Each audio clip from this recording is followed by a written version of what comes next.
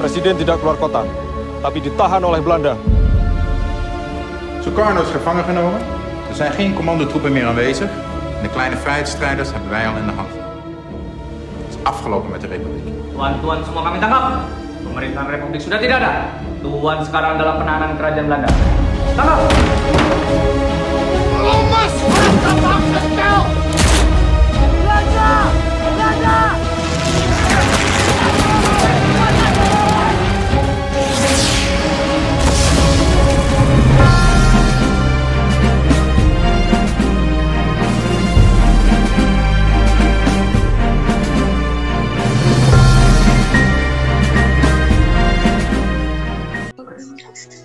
Berbicara tentang nilai-nilai kepahlawanan dan juga sejarah, sebenarnya berbicara tentang kiprah pemuda tidak melulu diupayakan atau dirujuk pada peristiwa 28 Oktober atau biasa kita kenal sebagai Hari Sumpah Pemuda.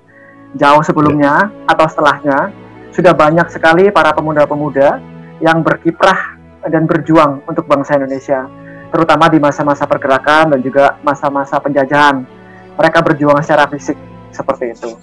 Di antaranya yang terus terkenang itu adalah Jenderal Sudirman, di mana kalau kita tahu bahwa banyak sekali situs-situs peninggalan di mana beliau melakukan gerilya pada saat itu, termasuk juga rumah yang kemudian menjadi museum yang masih kita bisa kunjungi sampai saat ini. Dan bersama saya sore ini saya bersama dengan Pak Ganang ya.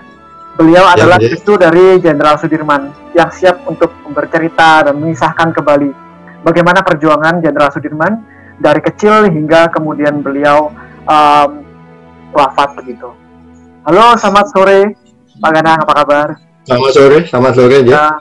Salam buat semuanya ya. Salam buat semuanya. Oke, salam untuk milenials yang cinta dengan sejarah ini.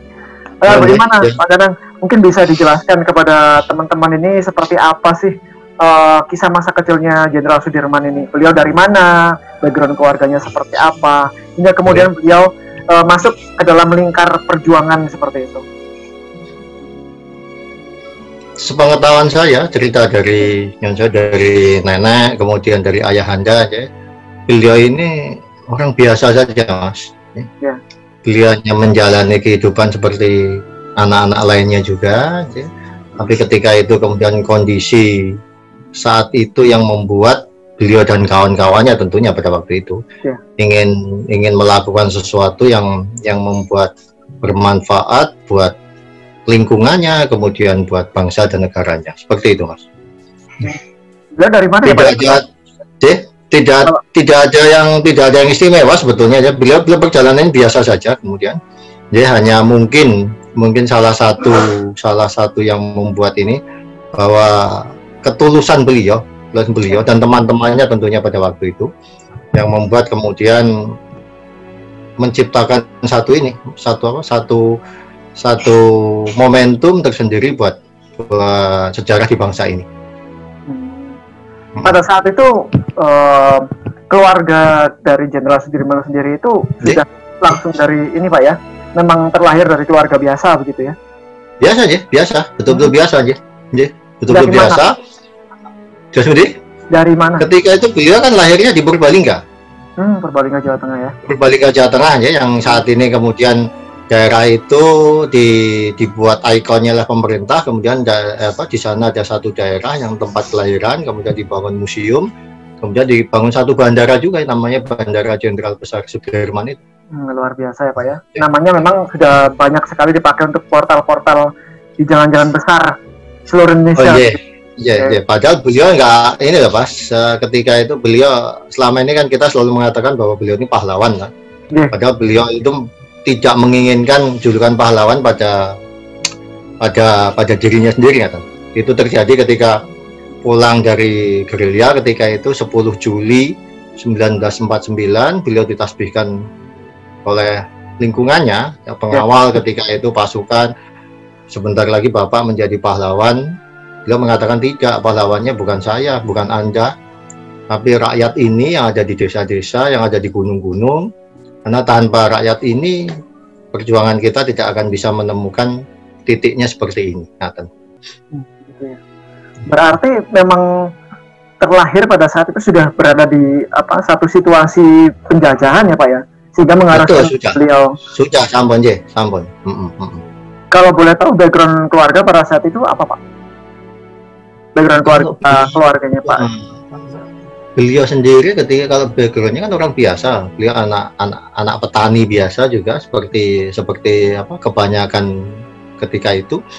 Tapi kemudian beliau menjalani profesinya sebagai guru ketika itu ya, pendidik ya, pendidik. Kemudian kebetulan beliau karena anak pendidik, kemudian di wilayahnya itu menjadi sedikit berpengaruh begitu. Beliau menjadi seperti ketua ketua pemuda di dusunnya ketika itu. Kemudian ketika beliau membuat satu kesebelasan sepak bola juga beliau menjadi kaptennya ketika itu. Memang dari mudanya beliau itu pengennya selalu aktif begitu ya Pak. Aktif tapi aktifnya aktif ingin melindungi katanya. Ya, kontribusinya begitu. Mengayomi begitu ya Pak ya. Nah, siap seperti itu ya. Kemudian bisa bertolak ke kisah perjuangan ya, kan bergerilya pada saat itu Pak ya. Betul ya. Bisa diceritakan nggak Pak seperti apa prosesnya? Sebetulnya begini yang saya dengar ya, beliau ini kan sebetulnya karena itu termasuk tokoh di wilayahnya, maka kemudian bersinggungan dengan militer ketika itu kan tokoh-tokoh kan diambil semua Mas, diambil dalam rangka diambil itu untuk dieksekusi begitu, tapi kan tidak serta-merta begitu. Kemudian seakan-akan itu dididik begitu. Tapi justru dari pendidikan militer itu yang membuat beliau malah menjadi momentum harus belajar sesuatu di bidang ilmu itu untuk memperjuangkan bangsanya ini, rakyatnya ini begitu. Lalu melakukan gerilya itu momentumnya pada saat apa Pak? Maksudnya berjalan dari mana ke mana terus? Kalau itu sudah ini Mas, sudah jauh setelahnya. Kemudian itu tahun 48 ketika Belanda melancarkan agresi militer yang kedua kan seperti itu ya. Nah, beliau kan memang sebagai tentara kan bersumpah ketika pokoknya nanti begitu Belanda masuk, kita semua harus melakukan perlawanan seperti itu.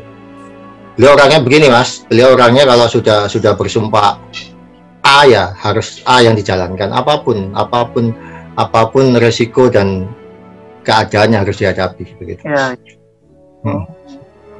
Dan diikuti oleh masyarakat yang ini Pak ya, yang sukarela ikut bergerilya. Jadi begini Mas, jadi beliau selama ini selalu beliau itu dilihat sebagai simbol tentara begitu toh. Padahal kalau beliau sendiri merasa beliau itu bukan tentara begitu, jadi beliau pejuang Mas. Maka ketika ditanyakan ketika itu tentara Indonesia ada berapa begitu, nah beliau menjawab 70 juta. Nah 70 juta dulu kan sama dengan penduduk Indonesia ketika itu. Jadi beliau tidak merasa bahwa ketika itu semua kan berjuang Mas. Bukan hanya tentara, tapi semua yang melawan penjajahan ketika itu boleh didefinisikan, disamakan menjadi pejuang. Nah, maka ketika ditanyakan tentara itu cuma berapa, beliau mengatakan 70 juta itu tentara. Jadi kalau Anda mau menghabisi tentara, menghabisi 70 juta pejuang itu. Yang itu sama dengan ya seluruh orang se-Indonesia ini kan begitu. Benar. Lalu Iqbal melakukan gerilya itu berjalan dari mana Pak waktu itu Pak, bisa dijelaskan? Dari Jogja terus ke arah selatan, Parangtritis, terus sampai ke mana? Sampai ke Nganjuk, ke Kediri begitu ya. Kemudian nanti Pacitan yang cukup lama di Pacitan nanti sebelum kembali ke Jogja.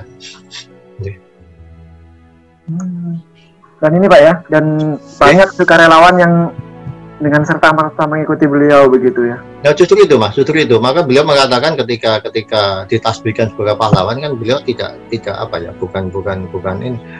Beliau kurang berkenan kalau beliau dikatakan pahlawan, karena pahlawan ini para rakyat ini yang mendukung beliau. Karena tanpa dukungan ini kan nggak mungkin lah Mas, nggak mungkin lah. Semua, maka jangankan Sudirman ketika itu kalau tidak salah saya baca di satu literatur juga Mas, bahwa Presiden kita Bung Karno pun ketika itu mengatakan bahwa kita apa sebab sang saka merah putih ini masih berkibar adalah ya tadi itu 70.000 rakyat ini yang berjuang. Jadi ketika itu Nyon Sewu ya seperti Mas katakan tadi, ini momentumnya hari pahlawan, hari Sumpah Pemuda ya. Jadi anak justru saat itu pemuda-pemuda kita kan luar biasa semua Mas ya. Pak Karno, Bung Hatta, Sudirman, lain-lainnya, dan ketika itu para pemuda ketika kan luar biasa Mas, mereka bisa berdebat kemudian sangat sengitnya di satu forum begitu, tapi ketika keluar forum gitu ya sudah mereka bersatu, tidak seperti saat ini kita berdebat begini, dendamnya dibawa sampai rumah sampai besok kan begitu, repot Mas. Dibawa kemana-mana Pak ya. Iya, itu mungkin pesan penting ya buat para generasi di masa kini.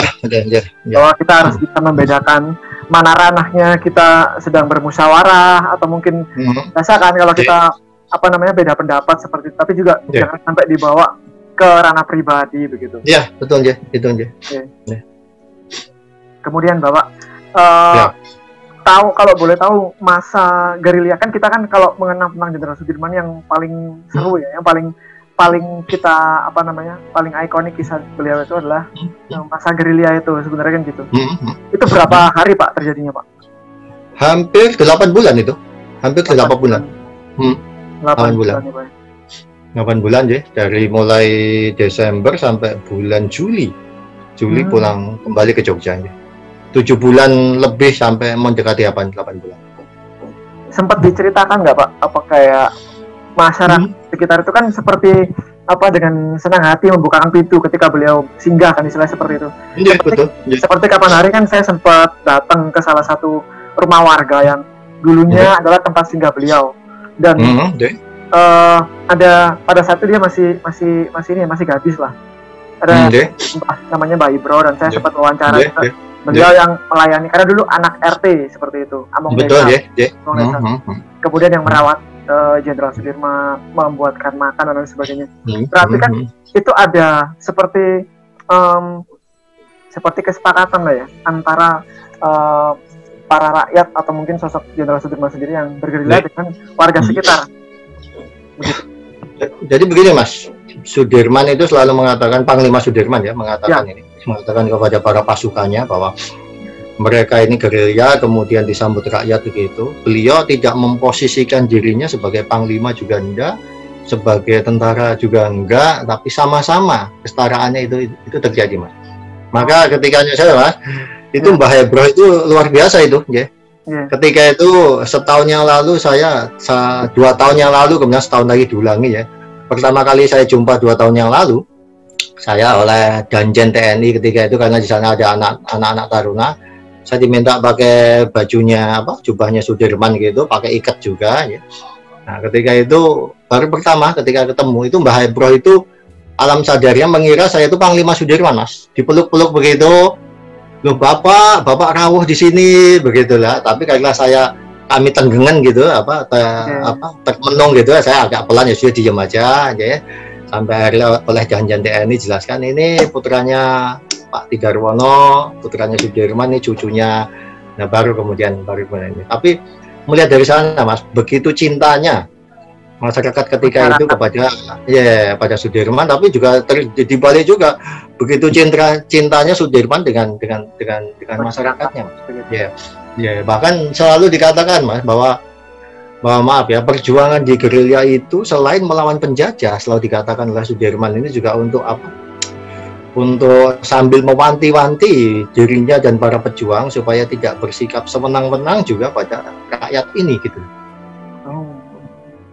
Jadi beliau begini Mas, jadi perjuangan yang dilawan itu, penjajahan itu bukan hanya lawannya, kezaliman sang penjajah, tapi juga ini Mas, mewaspadai diri sendiri, yang pengemban amanah itu jangan sampai sampai bersikap sewenang-wenang pada rakyatnya sendiri, itu Mas.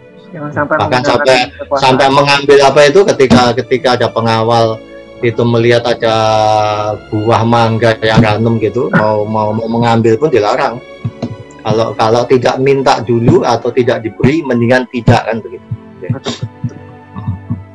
segitunya Pak ya, memberi nilai-nilai apa namanya.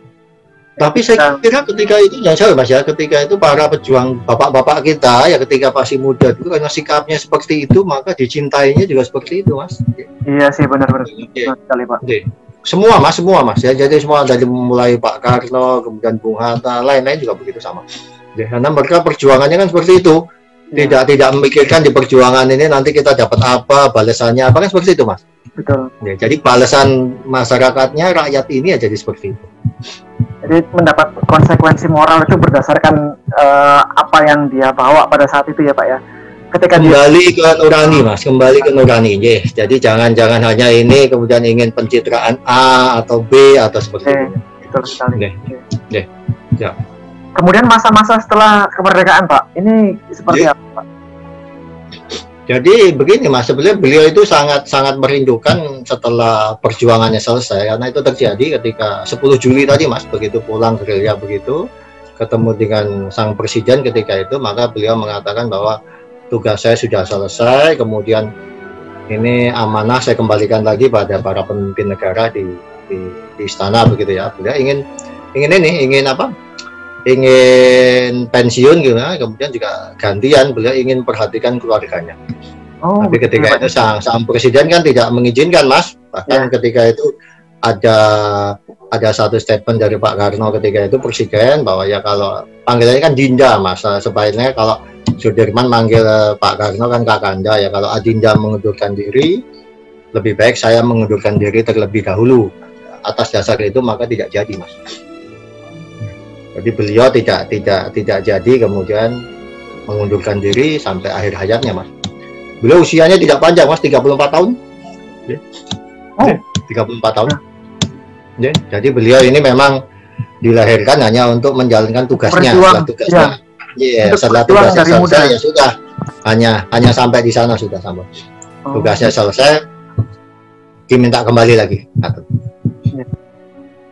Tahun berapa Pak wafat Pak? 50 Mas, 29 Januari 1950. Meninggalnya di rumah yang di Jogja, Sasmita Loka Jogja. Enggak, di Magelang Mas, di Magelang. Di Magelang. Nah, sekarang ada museum Badaan itu Mas, di Magelang, rumah sakit Mas.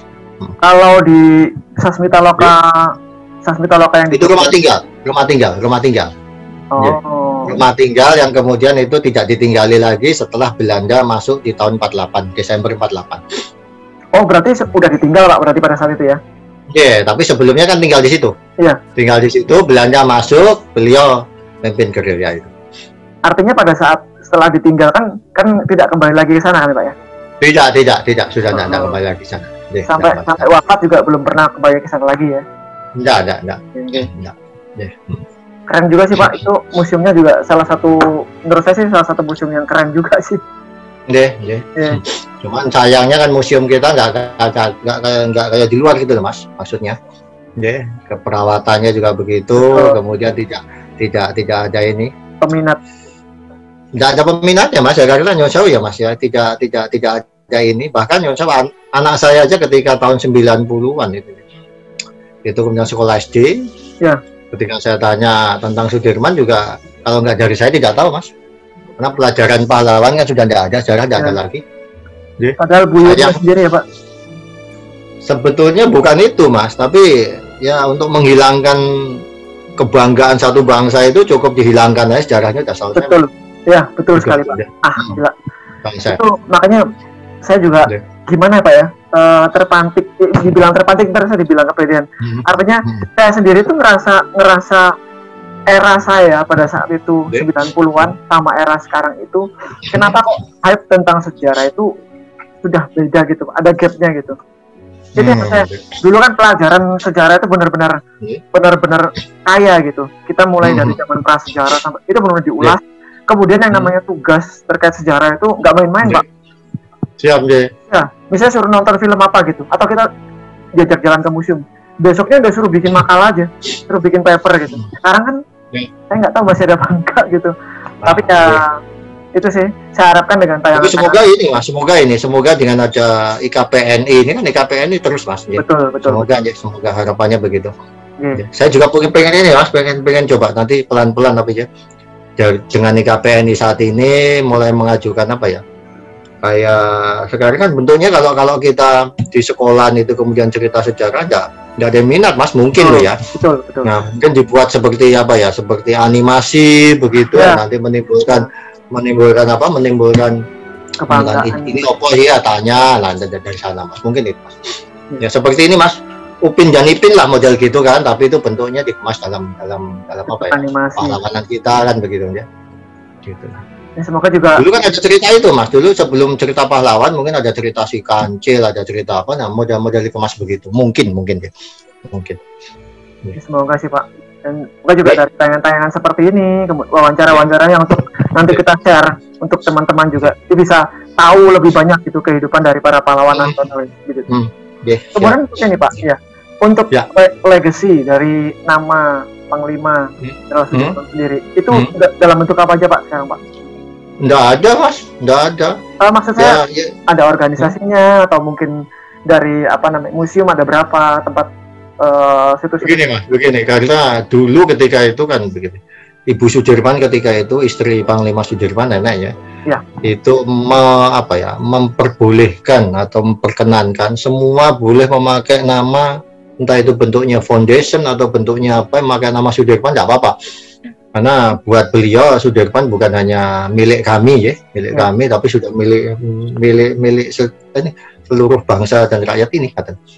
Ya, maka yang namanya sekarang mas nanti akan temui ada Yayasan Panglima Sudirman, ada yayasannya banyak mas, itu belum tentu ada hubungannya dengan kita kata. Ya, yang ada hubungannya dengan kita, kami kan punya rumah sakit mas di Jogja. Ya, rumah sakit itu ya dibuat oleh Ibu Sudirman sendiri, namanya Rumah Sakit Sudirman ya. Ketika itu sebelum rumah sakit itu didirikan ini mas, banyak keluarga pengawal yang kemudian sakit minta bantuan Ibu Sudirman ketika itu. Akhirnya kemudian dokter tentara di Jogja itu menyatakan bahwa ya sudah, daripada ada begini kemudian kita rujuk ke rumah sakit umum kan butuh biaya, mendingan kita buat rumah sakit yang namanya Sudirman itu mas. Nenek atau Ibu Sudirman wafat tahun berapa Pak? Tahun 1997 mas. 97. Oh iya. Baru 97 ya. Sebelum 98 mas, setahun sebelum 98 ya. Belum kerusuhan. Siap ya. Setelah itu kan ya kata orang-orang katanya paku bumi ini hilang satu kemudian kerusuhan, tapi saya tidak. Iya. Wah gila. Ini Pak, kalau untuk teman-teman nih pengen tahu, misalnya kita pengen mempelajari tentang Jenderal Sudirman, ada rujukan buku khusus nggak Pak? Nah nanti gini mas, saya punya banyak. Nanti gini, itu kan kita kalau bicara Sudirman kan nanti subjektif mas. Maka saya kumpulkan di semua perpustakaan, di semua arsip nasional, arsip sejarah TNI saya kumpulkan. Nanti silahkan itu berapa buku dibaca teman-teman kita aja, nanti silahkan disimpulkan. Tapi intinya sama mas, beliau orang yang tulus itu aja. Ya. Orangnya biasa mas, kemudian tidak banyak bicara juga ya. Bahkan beliau ini bukan orang terkenal loh mas. Suatu ketika saya Pak Rosihan Anwar itu mas ya, wartawan senior itu ya, itu pernah nemui saya hampir 6 bulan sebelum beliau meninggal mas itu. Dia mengatakan bahwa kamu nggak tahu ya bahwa kakek kamu itu orang yang sama sekali tidak terkenal kok. Karena ketika itu ada surat kabar ketika itu ada memberitakan tentang Sudirman diangkat oleh presiden kita sebagai panglima ketika itu belum panglima ini, bukan panglima TNI mas, panglima angkatan perang Republik Indonesia ketika itu ya.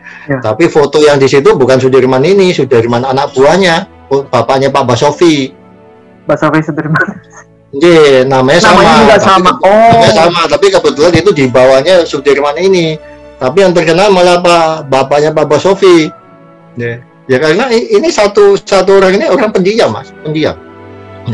Bahkan sampai hari ini mas, saya pernah memerankan tokoh Sudirman, pernah kemudian menulis tentang Sudirman juga pernah. Satu-satunya yang tidak pernah ditemukan mas, itu hanya suara asli Panglima Sudirman, tidak pernah ketemu. Beliau tidak pernah bicara, tidak pernah ketemu. Di arsip nasional tidak ada, di arsip sejarah TNI juga tidak ada. Yang saya dengar malah mendengar katanya di Belanda ada gitu lah. Tapi ketika baru mau menuju ke sana ada pandemi kemarin itu Mas, kan gitu. Pak Ganang pernah ini Pak memerankan Jenderal Sudirman dalam apa? Tahun 90 Mas, tahun 90 ya. Film. Tahun 90 ya. Ketika itu bentuknya film, kemudian bentuknya juga sinetron begitu ya. Oh, saya nonton ketika itu, Pak. Ya ketika itu diminta Pak Faisal Tanjung ketika itu. Ya. Paling mirip berarti ya? Enggak, dipaksakan Mas, dipaksakan. Dipaksakan. Tapi ketika tahun 2017 ya 2017 Mas ya. Saya memerankan tokoh beliau di hari ini. Hari TNI kemarin ya. Ya. Yang di Banten itu, betul. Ya. Berarti dalam bentuk teatrikal ya Pak ya? Betul ya, bentuk itu hanya berlangsung 15 menit ya. Tapi dihadiri presiden ketika itu ya. Ini kita mumpung lagi ngomongin film nih, kan apa namanya Pak? Salah satu cara untuk menghubungkan generasi kita itu dengan sejarah. Salah satu cara lewat film ya Pak ya? Lewat film. Betul ya. Lewat film. Dan sekarang kan kita lagi mulai muncul lagi tren tentang biopik atau sejarah. Itu film-film sejarah. Meskipun ya baru bisa dihitung dengan jari, karena saya yakin juga pasti pemilik modal itu akan balik lagi ke faktor keuntungan kan, masih gitu. Dengan modal yang sangat besar tentu. Jangan begini Mas, begini. Saya setuju itu, tapi kalau filmnya film tentang kepahlawan kita, entah itu Pak Karna atau Bung Tomo atau siapapun ya, itu yang ambil jangan pengusaha Mas, pemerintah ini, negara ini. Harusnya ya Pak. Jadi kita tidak berpikir untung rugi begitu. Betul. Itu aja ya, kalau pikir untung rugi jangan buat film pahlawan Mas, bikin film apa gitu, Dilan atau apa, nah begitu Mas. Dan jadinya ini Pak ya, pemerannya itu bisa dibilang kurang mirip karena faktor popularitas. Sebetulnya kalau mirip itu subjektif Mas, subjektif. Ya. Seperti kemarin tuh ada film Panglima Sudirman Mas. Ya. Si pemeran bagus itu Mas, karena saya tanya itu sudah seperti keponakan ya, jadi siapa? Adipati Dolken Mas. Ya. Bagus Mas ya, bagus, cuman jangan dipaksakan Adinda Dolken ketika itu ya. Itu nembang bahasa Jawa gitu loh Mas, kata beliau nggak paham, dia nggak paham nembang Jawa ya, cengkoknya kan jadi lain gitu. Beda. Nah, tapi bagus, memerankan cukup bagus ya. Tapi juga kebagusan Mas malah menurut saya ya, kebagusan gitu ya. Karena harusnya pendiam gitu Pak ya. Ya, tapi di film itu salahnya cuma satu Mas, itu sejarahnya tidak seperti itu nggak tuh, itu aja. Ya. Banyak tokoh-tokoh yang sebetulnya ada ditiadakan, malah yang nggak ada diadakan kan begitu. Tapi ketika itu si sutradara ditemui nggak mau ya sudah, monggo. Ya. Boleh nggak Pak di-sharing gapnya di mana? Maksudnya bagi penonton filmnya itu biar tahu seharusnya ada tokoh ini gitu. Nah seperti ini Mas, seperti contoh yang paling fatal buat saya begini, itu di situ ada pengawal yang namanya Hanum Paini Mas. Hanum Paini itu orang nggak paham, itu adiknya Panglima Sudirman kan begitu Mas. Nah di situ digambarkan kayak tokoh ini, maaf ya, tokoh ini tolol, tokoh ini itu kan lucu Mas jadinya ya. Oh jadi seperti ya, bengang-bengong begitu ya kan, bengang-bengong ya, begitu ya Pak ya. Bengang-bengong, malah justru tokoh pahlawannya tokoh fiktif yang nggak ada kemudian diada-adakan di sana seperti itu. Nah itu buat saya fatal. Maka ketika itu film itu kemudian diputar, saya pernah bincang tapi hanya sebentar, bahwa kalau bisa film ini hanya untuk tontonan anak mahasiswa ke atas lah gitu ya. Karena mahasiswa ke atas kan boleh, itu film hiburan boleh, tapi kalau yang ke bawah janganlah. Yang ke bawah lebih baik kita beri tontonan kalau memang sejarahnya A ya A begitu lah. Kayak gitu. Matur nuwun Pak, jadi ngerti ya. Jadi ngerti, maksudnya banyak. Ya, ini kata-kata ini bisa saya pertanggungjawabkan Mas, karena memang isinya begitu ya. Gitu. Oh, jadi pada saat penggodokan cerita. Sayang Mas, film itu sayang Mas, dukungan luar biasa, tapi sang sutradaranya ini nggak paham kan Mas, nggak paham. Tapi ditemui nggak mau, mungkin takut ditemui. Kami ini, saya mau minta apa enggak loh, saya katakan. Kalau mau nemui saya sampai minta 3 kali. Saya lewat kawan ini, tolong saya pengen ini ya, nanti saya apa yang saya tahu secara subjektif juga saya sampaikan. yang objektif juga saya sampaikan, toh datanya ada. Kan tidak perlu memberi saya sesuatu, sudah yang penting Anda buat film ini buat saya sudah cukup bagus, tapi kalau bisa ya kami ini bisa memberikan film ini begini kan gitu, kata Mas. Kadang kan begitu tapi ya, kadang gitu ya seperti ini lah Mas ya, kita jangan bilang film Sudirman ya. Ada film, saya kan orangnya ini Mas, kalau kritisi gitu Mas, kalau itu nggak benar ya saya katakan enggak kan gitu kan. Seperti ini Mas, contohnya film Pak Habibie kan. Nah, pernah ada film Pak Habibie kan ya. Nah, di situ ada kemudian apa namanya? Ada kemudian selingan ketika itu Ibu Habibie bawa gosok-gosok apa itu namanya? Gosok-gosok pakai apa koniker atau apa ketika itu kan belum ada Mas kan begitu. Jangan hanya mau beriklan tapi itu dimasukkan di situ. Tapi itu kan cerita pahlawan Mas ya. Bagaimanapun beliau ini pernah jadi presiden kita, kemudian kan begitu. Ya jangan kemudian Pak Habibie ini lewat jalan tol kemudian nunjukkan kartu e-tol kan juga jangan gitu, walaupun di situ kan untuk iklan ketika itu. Mas tonton coba. Kalau saya kalau nonton saya cermati Mas. Kemudian begitu ngawur kan begitu kan gitu. Langsung dikritisi gitu Pak ya. Nah ya langsung saya hubungi, biasa sutradara saya hubungi. Ya penulis skenario saya hubungi, kok ada begitu sih ya, itu tuntutan apa namanya, tuntutan untuk supaya film jadi ya tidak begitulah, tidak begitu ya. Seperti ada Sudirman merokok, kemudian merokoknya ada apa ya, saya tidak mau, saya tidak sebut merek tapi ono abange gitu kan, lucu Mas ya kan nggak ada ketika itu ya, walaupun beliau merokok iya kan tapi nggak ada. Bapak, kalau untuk proses pembuatan biopik film,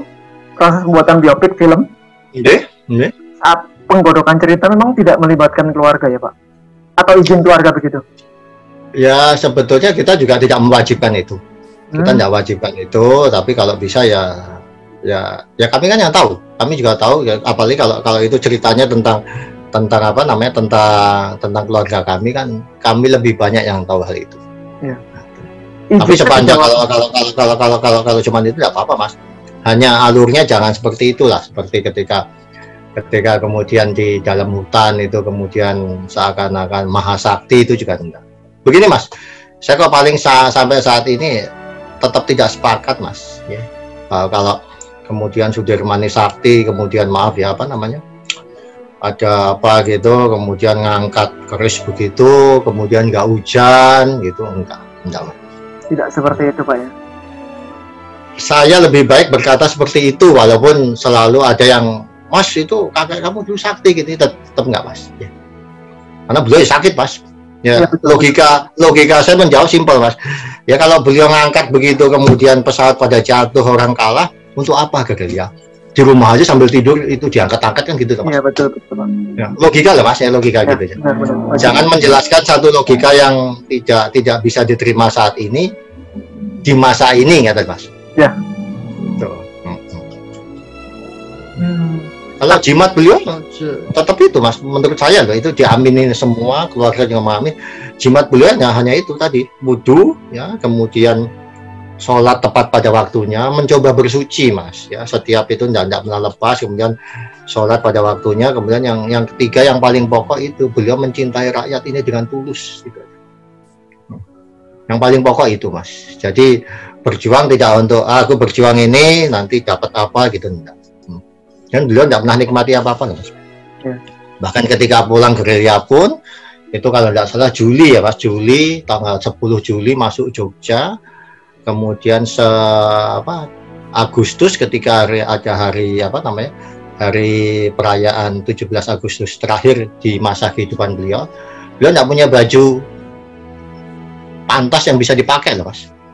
Sampai ketika itu sang presiden menulis surat itu mengirimkan baju, karena presiden tahu bahwa Sudirman ini sudah tidak punya baju apa-apa lagi yang pantas dipakai, maka dikirimkan baju itu. Sampai begitu Mas. Biasa ya Pak ya. Kemudian kalau kita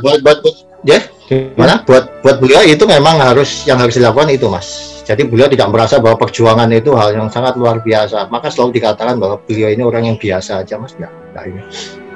Maka saya kalau di Hari Pahlawan ini kan suka ini Mas, diminta oleh Ikatan Keluarga Pahlawan bincang tentang Sudirman seperti apa gitu. Saya katakan ya Sudirman orang biasa Mas. Ya. Bahkan beliau sangat menginginkan yang namanya pahlawan itu bukan beliau, tapi rakyat ini, Mas. Nah, kalau rakyatnya diminta, Mas pernah lihat nggak, Mas? Saya pernah diminta Pemda DKI buat patung di Jalan Sudirman yang hormat itu, Mas. Oh iya. Yang selalu jadi kontroversi bahwa turunkan tanganmu jenderal kan begitu, Mas. Iya. Ya kan? Nah, itu yang buat saya itu atas perintah Ibu Sudirman, Mas, begini. Ya, karena beliau ini sangat menghormati rakyat ini, Mas. Ya, itu tangan tidak akan diturunkan, Mas, kalau amanahnya belum turun dari pundaknya. Nah, kebetulan beliau meninggal usia 34 tahun, itu kan amanahnya masih ada, Mas. Ya. Jadi beliau meninggal masih sebagai Panglima Besar, Mas, belum pensiun. Ya. Terus ini, Pak, kalau saya kan sempat ke beberapa museum gitu, Pak, yang bukan cuma terkait dengan Jenderal Sudirman, itu saya menemui ada tandu beliau. Itu asli nggak sih? Ada di beberapa tempat. Tandu itu banyak loh, Mas. Oh. Tandu itu bukan cuma satu, dan tandu itu tidak harus ada tutupnya yang ada apa garis-garis, enggak. Tandu itu ya bisa cuman cuman bisa kursi diangkat biasa atau cuman ya karena kan betul ya. Jadi ketika beliau sudah tidak bisa jalan, digendong. Setelah digendong juga tidak mungkin lagi ditandu. Kemudian masuk satu daerah lagi, ya tandu itu kan harus dimusnahkan, Mas. Supaya tidak meninggalkan jejak kan begitu kan. Nah, sementara ada tandu yang ditinggal utuh ya ada, ya itu yang sekarang ada suka-suka di peteliasan beliau itu. Yang asli ya ada, yang replika juga ada.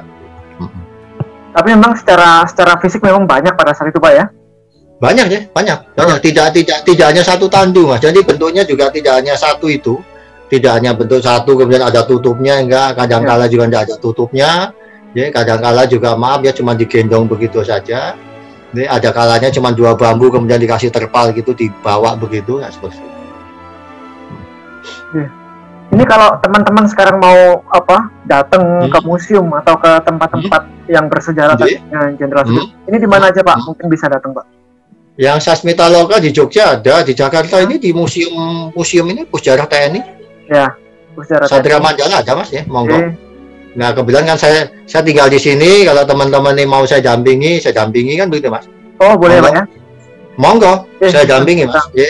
Saya dampingi, nanti kita bincang banyak juga, ya. Next time kita bikin acara langsung napak tilas. Monggo, nanti setelah pandemi inilah supaya kita bisa ketemu, jadi enak, Mas. Saya tuh kalau ketemu sama yang muda-muda senang, Mas, mumpung masih ada. Bisa menyampaikan sesuatu ya, kan, semoga kan bisa berumur panjang, sehat walafiat, Pak. Amin. Nama kepahlawan itu masih bisa terus tersalurkan seperti itu. Amin. Buat semuanya, Mas. Selalu saya katakan begini loh, Mas. Sudirman ini hanya bukan kami loh, Mas. Maka saya kalau ketemu muda-muda begini saya suka. Muda-muda ini akan saya panggil Sudirman muda, Mas. Gitu ya.